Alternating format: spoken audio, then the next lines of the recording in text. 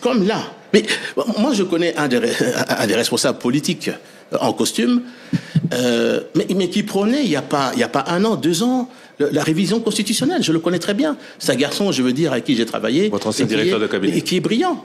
Mais pourquoi soudain? Je veux dire, je ne peux pas m'expliquer que cet homme que je connais bien, qui est brillant, mais peut changer comme ça.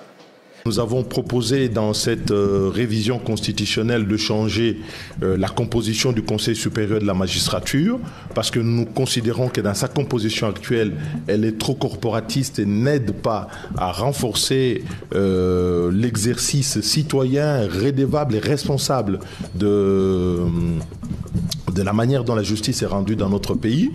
Nous avons également changé les règles dans cette constitution d'entrée en fonction du gouvernement. Nous sommes en période électorale, il y a une forte énergie pour la conquête du pouvoir, mais vous verrez que lorsque nous avons le président élu, la première question qui va se poser, c'est comment on compose le gouvernement. Cela va prendre 4 à 6 mois et toute cette énergie que l'on a mis en place pour mobiliser le peuple, elle va s'estomper. Donc le système que nous proposons dans cette révision constitutionnelle, c'est que le Premier ministre, il est nommé.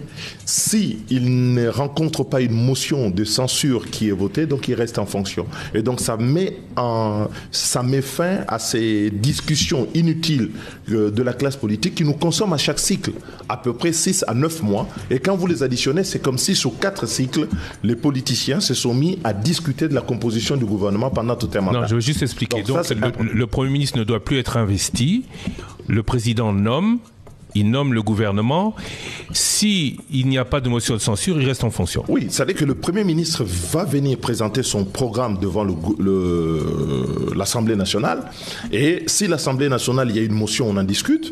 S'il n'y a pas une motion qui est votée, ça passe automatiquement. Parce que l'inconvénient du système actuel, c'est quoi? Vous avez un individu qui va vous dire, moi je vais être ministre des Affaires sociales. Il va bloquer la formation du gouvernement pendant autant de temps. Mais en réalité, notre constitution est fondée sur les règles de la responsabilité. Donc, quand quelqu'un n'est pas d'accord avec une politique qui est mise en place, il doit se manifester par le biais de vote d'une motion de censure. Alors, ces chantages qui se font entre politiciens retardent l'entrée en fonction du gouvernement. Et quand le gouvernement vient entrer en fonction, il entre suffisamment tard avec très souvent des casseroles.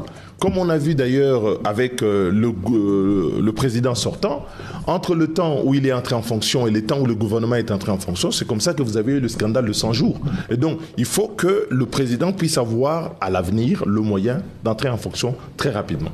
Et je crois qu'il y a de la manipulation et on voudrait. Certains voudraient peut-être obtenir ce qu'ils n'ont pas pu obtenir au niveau des élections. Alors je dis, ce n'est pas aujourd'hui l'objet de cette rencontre, mais peut-être, et j'espère qu'on ne va pas me pousser, la prochaine fois que vous m'inviterez, j'accepterai à ce que je vienne et que je commence mon discours par « j'accuse ». Si ces personnes vont trop loin, vous accuserez. Je vais accuser. Et je vais amener des preuves dans cette accusation. On les suit, on les écoute. On voudrait mentir à la jeunesse. On voudrait demander à la jeunesse, quand vous tenez des propos, de ne pas avoir peur. Vous voulez imiter qui? Quelqu'un a dit ça en Pologne. Il faut faire attention avec ce type de discours. Faire très attention.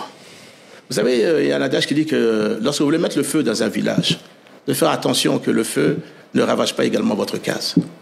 Mais on n'y arrivera pas. Alors je le dis, si ce type de discours haineux vis-à-vis du régime, parce qu'on ne voit pas le peu de bien qu'on pense qu'il fait, on veut systématiquement noircir. Le président a donné la possibilité à 47 diocèses d'avoir $1 million chacun, chaque diocèse, pour des œuvres caritatives, pour le développement. Qui a fait ça? Oui, j'ai suivi le discours puisque j'étais à Isiro lors de la cérémonie pour Anuarit. L'archevêque de Lubumbashi, qui a remercié le président, quand même, pour une fois, là-dessus. Mais c'est systématiquement les discours pour pouvoir soulever soulever la jeunesse, soulever la population. Alors je dis très bien, ce pays appartient à tout le monde. Ce qu'on attend, nous, des hommes d'église, c'est qu'ils rassemblent, qu'ils parlent de paix, d'unité. Nous sommes en guerre, on est attaqué, notre pays est attaqué. Le pays, il y a des déplacés, plus de 2 millions de déplacés internes. Au lieu de pouvoir nous rassembler, devant la personne qui représente l'unité de ce pays, qu'on l'aime ou qu'on ne l'aime pas, mais le pays est attaqué. Non, on verse encore des discours incendiaires à l'intérieur de ce pays. Pourquoi? Quel est l'objectif? Je la connais. Et je vous dis que la prochaine fois, je viendrai, la première chose que je vous dirai, j'accuse. Et je vous dirai pourquoi et comment. Merci beaucoup, M. Jean-Pierre Bemba. Merci Sandra Nyangui. Merci RTNC. Merci Willy Kalenga de Géopolis. Merci à vous, Monsieur le Président du MSC, vice-président de la République. J'ai une toute dernière question. Oui. On parle de la révision de constitution, au changement de constitution. Et si, au bout, la crainte des autres s'avérait vraie et que, chemin faisant, la conclusion serait que Félix Tshisekedi pourrait effectuer un 3e mandat, vous diriez oui ou vous diriez non? Mais, vous savez, avant que je vous dise ce que je vous ai dit ici, moi je parle avec le président. Et nous parlons de toutes ces questions. Le président a été très clair à Eziro, a été très clair à Lubumbashi, là-dessus. Et le fond de sa pensée, ce que vous avez entendu, c'est vraiment ce qu'il pense. C'est pas quelqu'un qui veut s'accrocher au pouvoir, tel que certains voudraient manipuler la population là-dessus.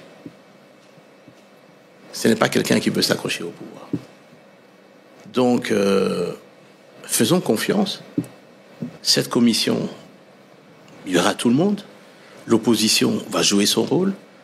Le pouvoir va jouer son rôle. Mais, je vous dis, il est interdit d'interdire. Ceux qui pensent qu'ils peuvent interdire, il est interdit d'interdire. On ne va pas interdire cette commission de fonctionner. On va aller de l'avant. Et je vous dis, je n'ai pas le monopole du savoir. Moi, je vous ai simplement dit, voilà ce que je pense que oui, on pourrait discuter dans cette révision constitutionnelle. Certainement que d'autres constitutionnalistes, d'autres partis politiques viendront. Mais est-ce qu'on peut se mettre autour d'une table et on peut réfléchir, nous les Congolais, sans pouvoir nous tirailler?